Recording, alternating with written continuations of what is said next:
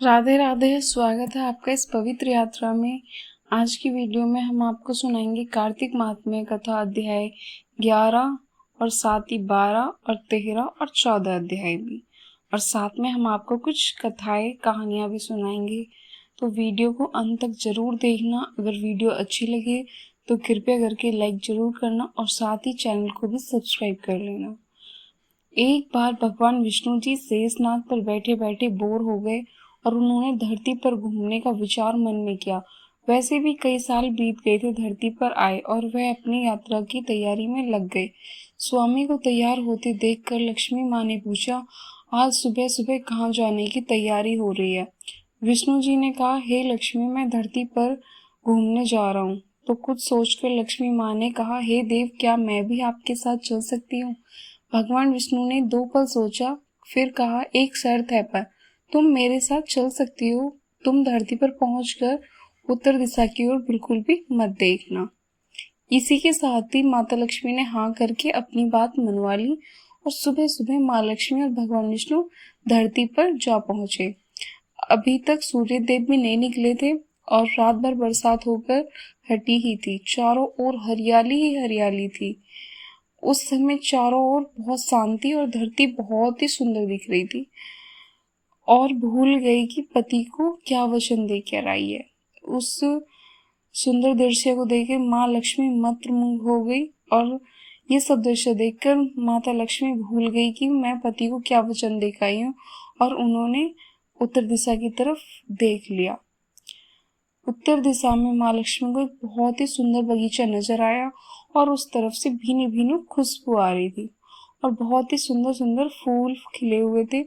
यह एक फूल का खेत था और माँ लक्ष्मी बिना सोचे समझे उस खेत में चली गई और एक सुंदर सा फूल तोड़ के ले आई।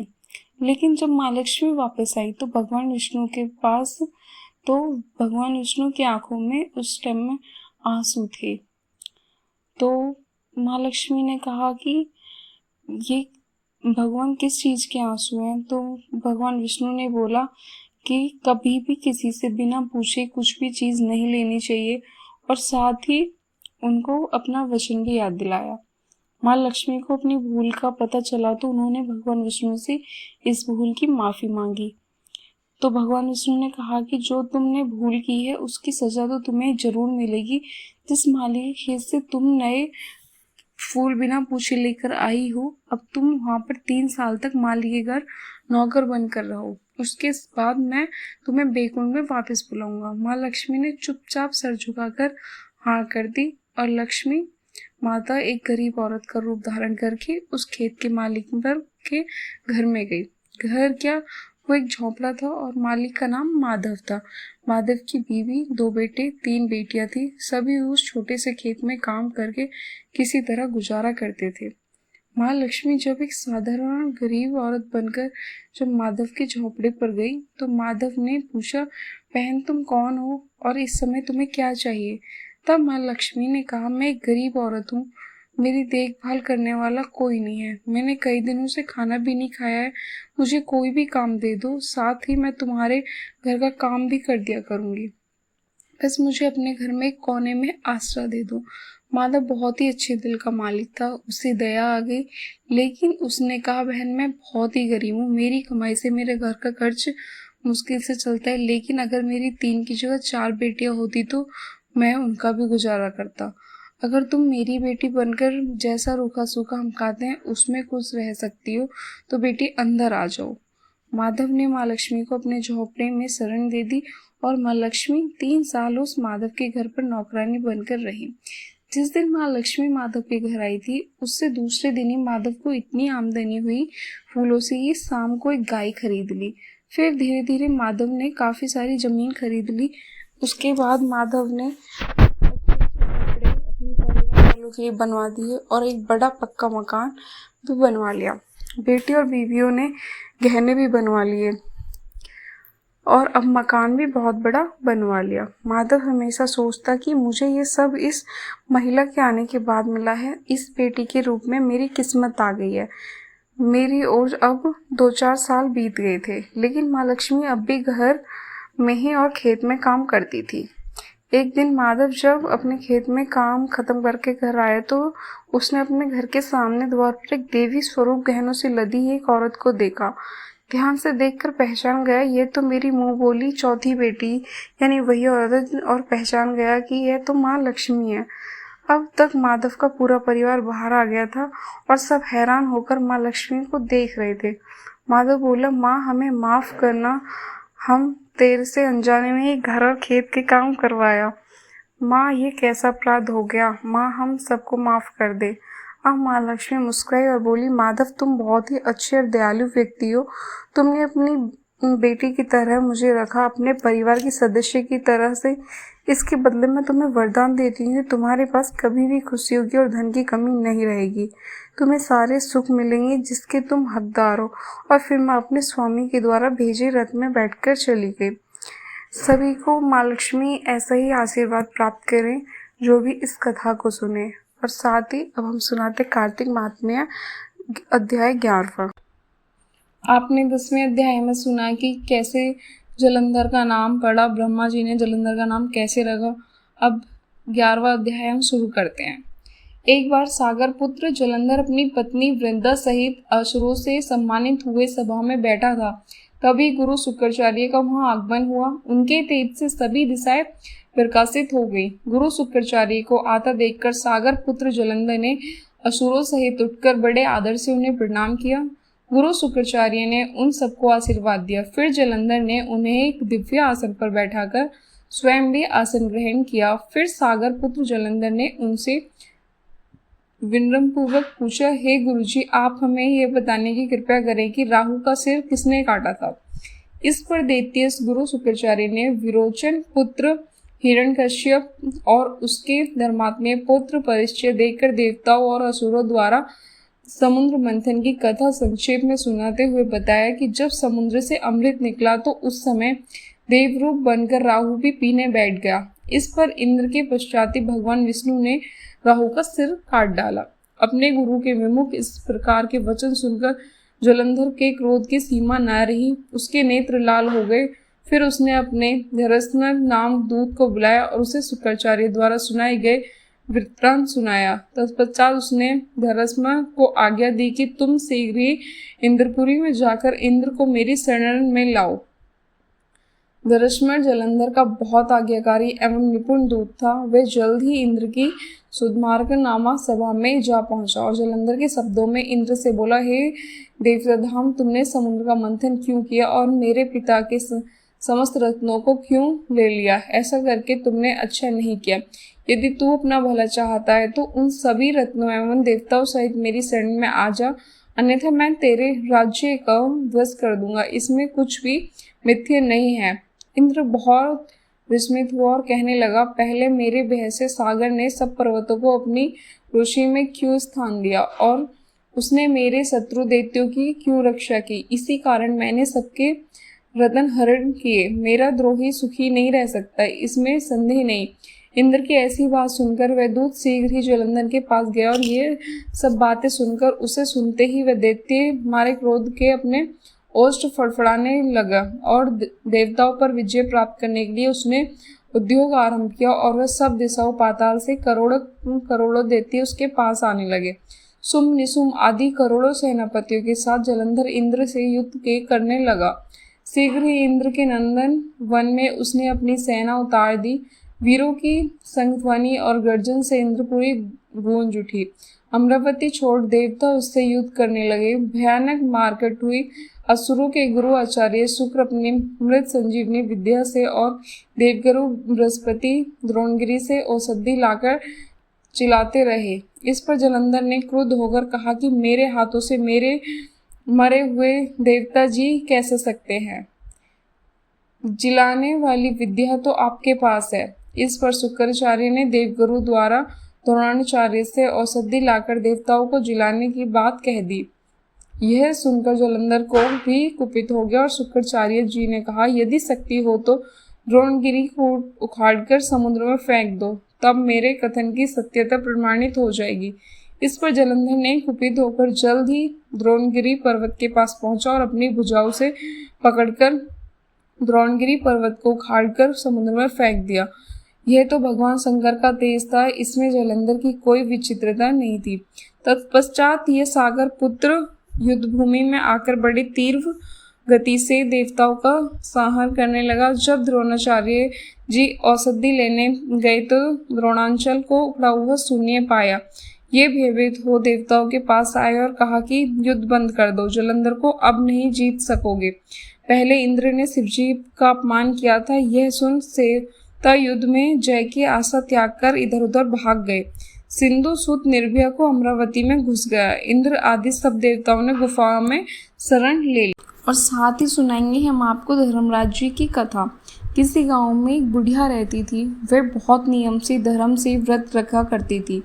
एक दिन भगवान के घर से यमदूत उसे लेने आ गए और वह उनके साथ चल पड़ी। चलते चलते एक गहरी नदी आई तो यमदूत बोले कि माई तूने गोदान की हुई है या नहीं। बुढ़िया ने कहा। उनकी बात सुनकर मन में श्रद्धा से गाय का ध्यान किया तो वह उनके समक्ष आ गई और बुढ़िया उस गाय की पूंछ पकड़कर नदी पार कर गई। वह यमदूत के साथ फिर आगे बढ़ी तो काले कुत्ते आ गए। यमदूत फिर बोले, कुत्तों को खाना दिया है क्या? बुढ़िया ने मन में कुत्तों का ध्यान किया और वो रास्ते से चले गए।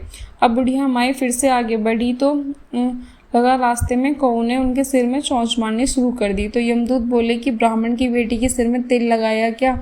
बुढ़िया ने ब्राह्मण की बेटी का ध्यान किया तो कौओं भी चोंच मारनी बंद कर दी।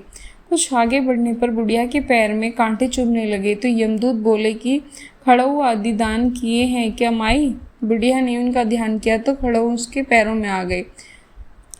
बुढ़िया फिर आगे बढ़ी तो चित्रगुप्त जी ने यमराज से कहा कि आप किसे लेकर आए हो? यमराज जी बोले कि बुढ़िया ने दान पुण्य तो बहुत किए हैं लेकिन धर्मराज जी का कुछ नहीं किया, इसलिए आगे द्वार इसके लिए बंद है।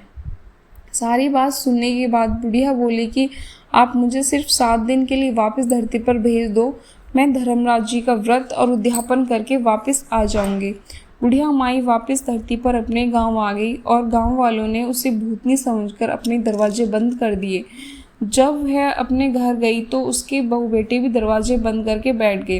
बुढ़िया ने कहा कि मैं भूतनी नहीं हूँ, मैं तो धर्मराज जी की आज्ञा से वापस धरती पर 7 दिन के लिए आई हूँ। इन 7 दिनों में मैं धर्मराज जी का व्रत और उद्यापन करूंगी जिससे मुझे परलोक में जगह मिलेगी। बुढ़िया की बातों से आश्वस्त होकर बहू और बेटे उसके लिए पूजा की सारी सामग्री एकत्रित करते हैं, लेकिन जब बुढ़िया कहानी कहती है तब वह हुंकार नहीं भरते, जिससे बुढ़िया फिर अपनी पड़ोसन को कहानी सुनाती और वह हुंकार भरती। 7 दिन की पूजा व्रत व उद्यापन के बाद धर्मराज जी बुढ़िया को लेने के लिए विमान भेजते हैं। स्वर्ग का विमान देख उसके बहू बेटों के साथ सारे गांव वाले भी स्वर्ग जाने को तैयार हो गए। बुढ़िया ने कहा कि तुम कहाँ जाने की तैयारी कर रहे हो? मेरी कहानी तो केवल पड़ोसन ने सुनी है, इसलिए वही साथ जाएगी। सारे गांव वाले बुढ़िया से धर्मराज जी की कहानी सुनने का आग्रह करते हैं। तब बुढ़िया उन्हें कहानी सुना देती है। कहानी सुनने के बाद सारे ग्रामवासी विमान में बैठकर स्वर्ग जाते हैं तो धर्मराज जी कहते हैं, मैंने तो विमान केवल बुढ़िया को लाने भेजा था। बुढ़िया माई कहती है कि हे धर्मराज, मैंने जो भी पुण्य किए हैं उसमें से आधा भाग अब गांव वालों को दे दो। इस तरह से धर्मराज ने ग्रामवासियों को भी स्वर्ग में जगह दे दी।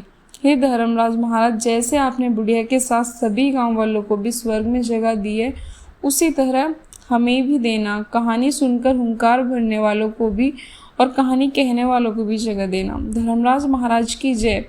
यमराज महाराज की जय हो। नारद जी ने कहा, तब इंद्रादि देवता वहां से भय कंपित होकर भागते भागते बैकुंठ में विष्णु जी के पास पहुंचे। देवताओं ने अपनी रक्षा के लिए उनकी स्तुति की। देवताओं की उस दीन वाणी को सुनकर करुण सागर भगवान विष्णु ने उनसे कहा कि हे देवताओं, तुम भय को त्याग दो, मैं तुम्हें युद्ध में शीघ्र ही जलंधर से देखूंगा। ऐसा कहते ही भगवान गरुड़ पर जा बैठे। तब समुद्र तन्य लक्ष्मी जी ने कहा कि हे नाथ, यदि मैं सर्वदा आपकी प्रिय और भक्त हूँ तो मेरा भाई आप द्वारा युद्ध में नहीं मारा जाना चाहिए। इस पर विष्णु जी ने कहा, अच्छा, यदि तुम्हारी ऐसी ही प्रीति है तो मैं उसे अपने हाथों से नहीं मारूंगा, परंतु युद्ध में अवश्य जाऊंगा, क्योंकि देवताओं ने मेरी बड़ी स्तुति की है। ऐसा कह भगवान विष्णु युद्ध के उस स्थान पर जा पहुंचे जहां जलंधर विद्यमान था। जलंधर और विष्णु का घोर युद्ध हुआ। विष्णु के तेज से कपित देवता सिंहनाद करने लगे। फिर तो अरुण के अनुज गरुड़ के पंखों की प्रबल वायु से पीड़ित हो दैत्य इस प्रकार घूमने लगे जैसे आंधी से बादल आकाश में घूमते हैं। तब अपने वीर दैत्यों को पीड़ित होते देखकर जलंधर ने क्रुद्ध हो विष्णु जी को उद्धत वचन कहकर उन पर कठोर आक्रमण कर दिया। और साथ ही सुनाएंगे हम आपको एक भाट और एक जाट। किसी गांव में एक भाट व एक जाट रहता था। दोनों में घनिष्ठ मित्रता थी। एक बार जब जाट अपनी बहन के घर जाने को तैयार हुआ तो भाट अपने ससुराल जाने को तैयार हुआ। दोनों साथ चल पड़े तो रास्ते में रुककर एक कुएं की मुंडेर पर बैठ गए। जाट ने भाट से कहा कि नगर बसेरा कर लेते हैं। इस पर भाट बोला कि तू ही नगर बसेरा कर ले, मैं तो अपनी ससुराल जा रहा हूँ, वहाँ खूब खातिर होगी मेरी, तू कर ले नगर बसेरा। जाट वही कुएं के पास बैठ पानी की घंटी और चावल का दाना लेकर नगर बसेरा करने लगा। नगर बसेरा करने के साथ जाट कहने लगा कि नगर बसेरा जो करे सो मल धोवे पाँव, ताता मांडा तापसी देगी मेरी माँ, माँ देगी मावसी देगी द्वारका का वास, मीठा मीठा घास वृंदावन का वास, 5 कुल्ठी छठा रास मेरा जिबड़ो श्री कृष्ण के पास, डालू पानी हो जाएगी झट से निकल जाए मेरा जी। ये सब करके वह जाट बहन के पास चल पड़ा। जाट की बहन ने भाई के आने पर उसकी खातिर की, घी बूरा के साथ भाई को जिमाया। दोनों ने बैठकर ढेर सारी बातें की। इधर भाट अपने ससुराल पहुंचा तो वहां आग लगी हुई थी। आग बुझाने वह भी लग गया, जिसमें हाथ मुंह भी काले हो गए और खुद भी थोड़ा झुलस गया। न रोटी न पानी न किसी के लिए किसी ने पूछा। एक पड़ोसन आई तो उसने भाट की सास को कहा कि जमाई आया है, जरा उसकी आवभक्त कर लो। बुढ़िया बोली कि सब कुछ तो जल गया, अब कहाँ से आवभक्त करूं। तब पड़ोसन ने ही भाट को एक रोटी के साथ छाछ दी। उसने वही खाकर गुजारा किया। शाम को दोनों फिर घर की ओर चल पड़े और रास्ते में मिल गए और एक दूसरे का हाल पूछा। भाट बोला कि मेरी ससुराल में तो आग लगी हुई थी, आग बुझाने में खुद काला हो गया, न रोटी मिली न पानी। जाट बोला कि मेरी तो बहुत खातिर हुई। फिर बोली कि मैंने कहा था ना कि नगर बसेरा कर ले, कर ले।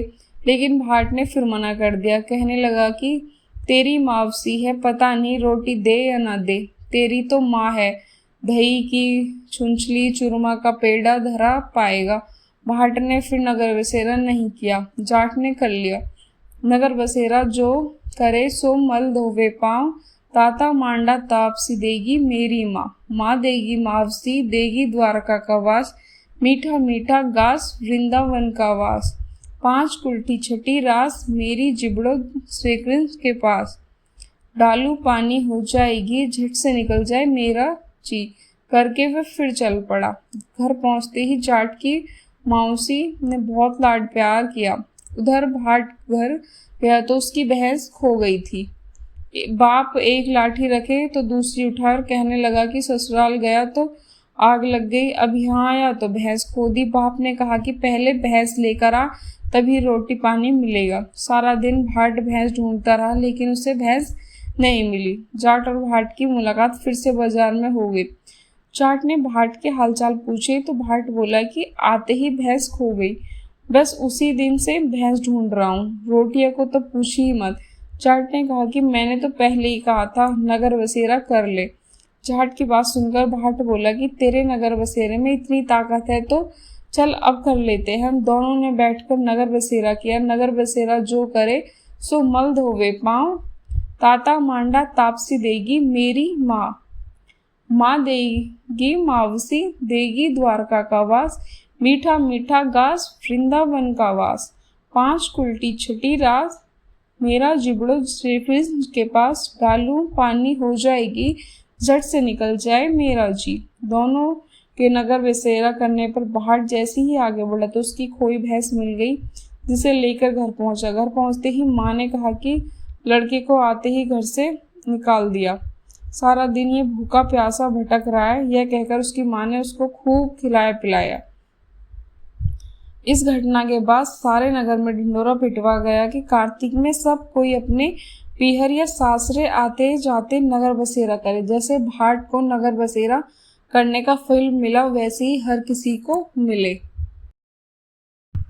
कार्तिक कथा को सुनो सभी सहज मन लाए, 13वां अध्याय लिखूं श्री प्रभु शरण में आए। दोनों ओर से गदाओं, बाणों और सूलों आदि का भीषण प्रहार हुआ। दैत्यों के तीक्ष्ण प्रहारों से व्याकुल देवता इधर उधर भागने लगे। तब देवताओं को इस प्रकार भयभीत हुआ देखकर गरुड़ पर चढ़े भगवान युद्ध में आगे बढ़े और उन्होंने अपना सारंग नामक धनुष उठाकर बड़े जोर से टंकर दिया। त्रिलोकी शब्दित हो गए। पल मात्र में भगवान ने हजारों दैत्यों के सिर को काट गिराया। फिर तो विष्णु और जलंधर का महासंग्राम हुआ। बाणों से आकाश भर गया और लोग आश्चर्य से करने लगे।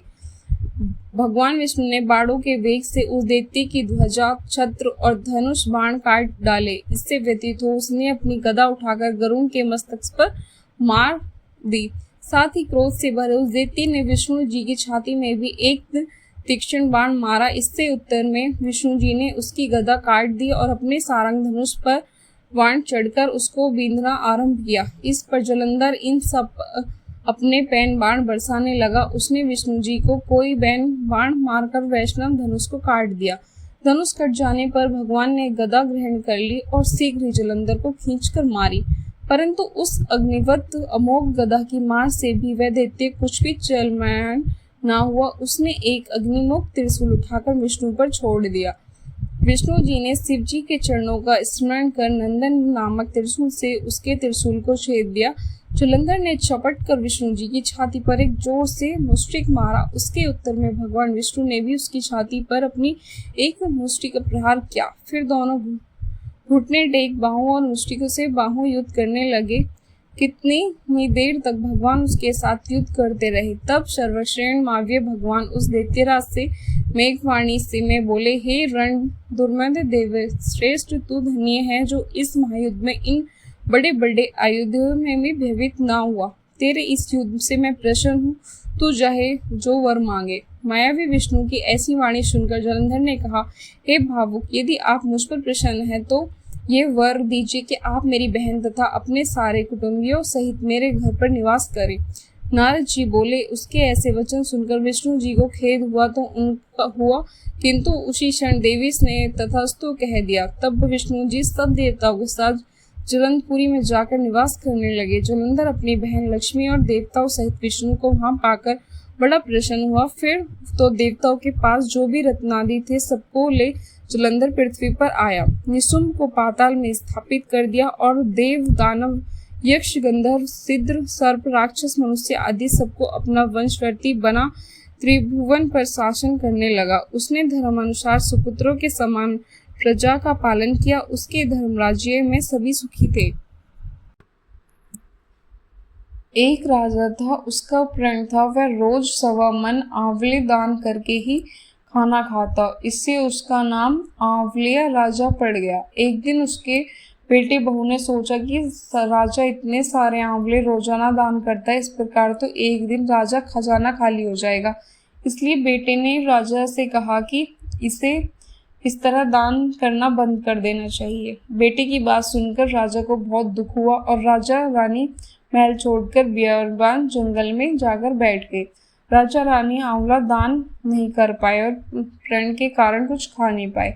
जब भूखे प्यासे 7 दिन हो गए तब भगवान ने सोचा कि यदि मैंने इनका प्रण नहीं रखा, इसका सत नहीं रखा तो विश्वास चला जाएगा। इसलिए भगवान ने जंगल में ही महल, राज्य और बाग बगीचे सब बना दिए और ढेरों आंवले के पेड़ लगा दिए। सुबह राजा रानी उठे तो देखा कि जंगल में उनके राज्य से भी दुगना राज्य बसा हुआ है। राजा रानी से कहने लगे, रानी देख कहते हैं, सत मत छोड़ो, सुरमा मत छोड़िए, पत जाए, सत की छोड़ी लक्ष्मी फिर मिलेगी आए। आओ नहा धोकर आंवले दान करें और भोजन करें। राजा रानी ने आंवले दान करके खाना खाया और खुशी खुशी जंगल में रहने लगे। उधर आंवला देवता का अपमान करने पर माता पिता से बुरा व्यवहार करने के कारण बहू बेटे के बुरे दिन आ गए। राज्य दुश्मनों ने छीन लिया और दाने दाने को मोहताज हो गए और काम ढूंढते ढूंढते हुए अपने पिताजी के राज्य में आ पहुंचे। उनके हालात इतने बिगड़े हुए थे कि पिता ने उन्हें बिना पहचाने हुए भी काम पर रख लिया। बेटे बहू सोच भी नहीं सकते थे कि उनके माता पिता इतने बड़े राज्य के मालिक भी हो सकते हैं। सो उन्होंने भी अपने माता पिता को नहीं पहचाना। एक दिन बहू ने सास के बाल गूंथते समय उनकी पीठ पर मस्सा देखा। उसे यह सोचकर रोना आने लगा, ऐसा मस्सा मेरी सास के भी था। हमने ये सोचकर उन्हें आंवला दान करने से रोका था कि हमारा धन नष्ट हो जाएगा। आज वे लोग ना जाने कहाँ होंगे। ये सोचकर बहू को रोना आने लगा और आंसू टपक कर सास की पीठ पर गिरने लगे। रानी ने तुरंत पलटकर देखा कि पूछा कि तू क्यों रो रही है। उसने बताया कि आपकी पीठ पर जैसा मस्सा मेरी सास की पीठ पर भी था। हमने उन्हें आंवला दान करने से मना कर दिया था, इसलिए वे घर छोड़कर कहीं चले गए। तब रानी ने उन्हें पहचान लिया, सारा हाल पूछा और अपना हाल बताया। अपने बेटे बहू को समझाया कि दान करने से धन कम नहीं होता बल्कि बढ़ता है। बेटे बहू भी अब सुख से राजा रानी के साथ रहने लगे। हे भगवान, जैसे राजा रानी का सत रखा वैसे भगवान सबका सत रखना, कहते सुनते सारे परिवार का सुख रखना। कार्तिक मास का आज लिखूं 14वां अध्याय। श्री हरि कृपा करे श्रद्धा प्रेम बढ़ाए। तब उसको इस प्रकार धर्म पूर्वक राज्य करते हुए देव देवता श्रृंबुद्ध हो गए। उन्होंने देव शंकर का मन में श्रवण करना आरंभ किया। तब भक्तों की कामना पूर्ण करने वाले शंकर ने नारद जी को बुलाकर देव कार्य की इच्छा से उनको वहां भेजा।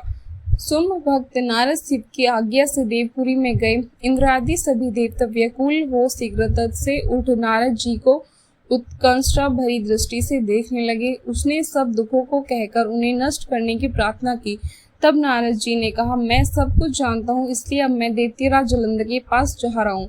ऐसा कह नारद जी देवताओं को आश्रय कर जलंधर की सभा में आए। जलंधर ने नारद जी के चरणों की पूजा कर हंसते हुए कहा, हे ब्राह्मण, कहिए आप कहाँ से आ रहे हैं, यहाँ कैसे आए हैं? मेरे योग्य जो सेवा है उसकी आज्ञा दीजिए। नारद जी प्रसन्न होकर बोले, हे महाबुद्धिमान जलंधर, तुम धन्य हो। मैं स्वेच्छा से कैलाश पर्वत पर आया हूँ। यहाँ 10,000 सेनाओं योजनाओं में कल्पवृक्ष का वन है। वहाँ मैंने सैकड़ों कामधेनुओं को विचरते हुए देखा तथा ये भी देखा कि वे चिंतामणि से प्रकाशित परम दिव्य अद्भुत और सब कुछ सुवर्णीय है। मैंने वहाँ पर्वत जी के साथ स्थिर शंकर जी को भी देखा, जो सर्वांग सुंदर गौरवर्ण त्रिनेम और मस्तक पर चंद्रमा धारण किए हुए हैं। उन्हें देखकर मुझे बड़ा आश्चर्य हुआ है। इनके समान समृद्धिशाली त्रिलोकी में कोई है या नहीं? हे दैत्य, उसी समय मुझे तुम्हारी समृद्धि का स्मरण हो आया और उसे देखने की इच्छा से ही मैं तुम्हारे पास आया हूँ। ये सुन जलंधर को बड़ा हर्ष हुआ।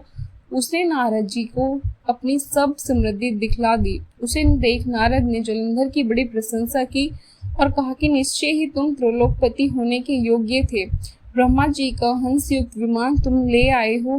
गुरुलोक, पाताल और पृथ्वी पर जितने भी रत्न आदि हैं सब तुम्हारे ही तो हैं।